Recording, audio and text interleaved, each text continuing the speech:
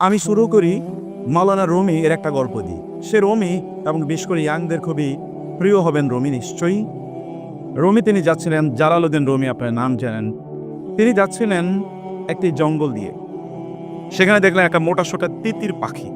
তিনি পাখিটাকে ধরলেন। এরপর সিদ্ধান্ত নিচ্ছিলেন তিতির পাখিটাকে কি আগুনে ঝলসে খাবেন নাকি এটাকে রান্না করে খাবেন। তিনি চিন্তা করছিলেন। তিতির পাখি কোনোভাবে বুঝতে পারলো যে তিনি তাকে জবাই করে খাবেন, কিছু একটা প্ল্যান করছেন। তিতির পাখি তাকে লক্ষ্য করে বলে উঠলেন যে মাওলানা, আপনি তো চিন্তা করছেন আমাকে জবাই করে খাবেন, কিভাবে খাবেন সেটা নিশ্চয়ই প্ল্যান করছেন। আপনার জীবনে কি বস্তু আপনি কম খেয়েছেন? আমাকেই খেতে হবে এই প্ল্যান কেন করছেন? বরং আমাকে ছেড়ে দেন, আমি আপনাকে 3টি উপদেশ দেব। মাওলানা রুমি চিন্তা করলেন, ভালোই তো, আচ্ছা আমাকে তুমি বলো।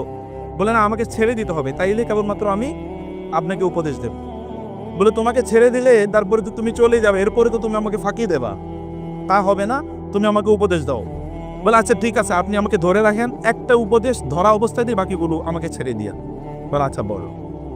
বলে প্রথম উপদেশ হলো, তোমার বন্ধু বান্ধব, আত্মীয় স্বজন, পাড়া প্রতিবেশী, পরিচিতরা তোমার কোনো ভালো কাজ দেখলে, আপনার কোনো ভালো কাজ দেখলে তারা হতে পারে আপনাকে বিভিন্নভাবে ক্রিটিসাইজ করবে, আপনাকে বিভিন্নভাবে জ্বালাতন করবে, কথা দিয়ে অথবা আচরণ দিয়ে।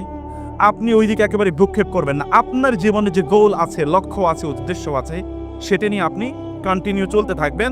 তাইলে at the end of the journey আপনি সফলতা অর্জন করতে পারবেন। আমি চিন্তা করেন, আরে পাখি তো বিউটিফুল অ্যাডভাইস দিচ্ছে, ভালোই তো, আর চমৎকার তো। বলে বাকি দুইটা কিন্তু দেবো না, কি করতে হবে? ছেড়ে দিতে হবে। ও আচ্ছা ঠিক আছে, যাও ছেড়ে দিলাম। এখন গাছের ডালে গিয়ে পাখিটি বসলো। বসার পর পাখি বলল যে, এবার তিনি বললেন তাহলে দ্বিতীয় উপদেশ দাও। বলে দ্বিতীয় উপদেশ হচ্ছে আপনার জন্য অতীত নিয়ে কোনোদিনই কি করবেন না, অতীত নিয়ে কোনোদিন আফসোস করবেন না। যা চলে গেছে সেটা নিয়ে আফসোস করবেন না, বরং প্রেজেন্ট নিয়ে বাঁচুন, ভবিষ্যৎ নিয়ে পরিকল্পনা করুন। যেমন ধরেন, এখন আপনাকে একটা ঘটনা বলি। এই যে আমার পেটে খুবই দামি 2 কেজি মূল্যবান পাথর ছিল, খুবই দামি। এইটা যদি আপনি আমাকে ধরে রাখতেন এবং জবাই করতেন, ওই পাথর আপনি পেলে আপনার 14 গোষ্ঠী বসে বসে খাইতে পারতো রাজার মতো করে। এই যে আপনি এটা বড় ভুল করেছেন। এটা শোনার পর তো রুমির মাথা গরম। এবার রুমি তার পিছনে দৌড়াচ্ছে তারে ধরার জন্য, আর ওই পাখি এক ডাল থেকে আরেক ডালে যাচ্ছে। রুমি যখন ক্লান্ত, তখন তিতির পাখি বলল, দেখেছেন এই যে মাত্র আপনাকে যে উপদেশটা দিলাম এটি তো আপনি ভুলে গেলেন। আমি না বলেছি অতীত নিয়ে আপনি কোনো টেনশন করবেন না? আপনি তো অতীত নিয়ে পড়ে আছেন, আমাকে ছেড়ে দিয়েছেন, আপনি কি আর আমাকে ধরতে পারবেন? তা তো পারবেন না। তাহলে অতীত নিয়ে পড়ে আছেন কারণ আপনাকে প্রেজেন্ট নিয়ে, ভবিষ্যৎ নিয়ে পড়ে থাকা দরকার ছিল।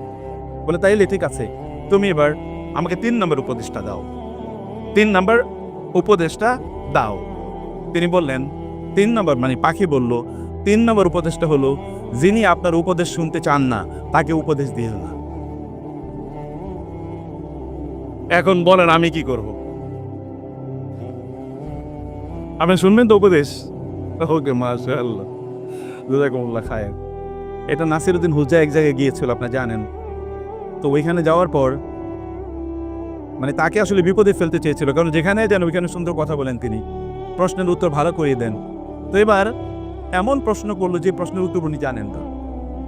এখন লোকেরা চিন্তা করলো যে আপনারা কি এখানে মোটামুটি সবকিছু জানেন? বলে হ্যাঁ, আমরা মোটামুটি জানি। আচ্ছা ঠিক আছে, উনি যে প্রশ্ন করেছেন এই প্রশ্নের উত্তর কারা কারা জানেন? তো একেবারেই জানেন এরকম তো বলতে পারেন। একদল লোক হাত তুললো, একেবারে হালকা করে যে জানি, আর আরেক দল হাত তোলে নেই। তিনি বললেন যে যারা জানেন তারা আমাদেরকে জানিয়ে দেন, আসসালামু আলাইকুম ওয়া রাহমাতুল্লাহ। তা আমি অথবা যা বলবো হতে পারে most of the things will be known to you, but still it is a reminder.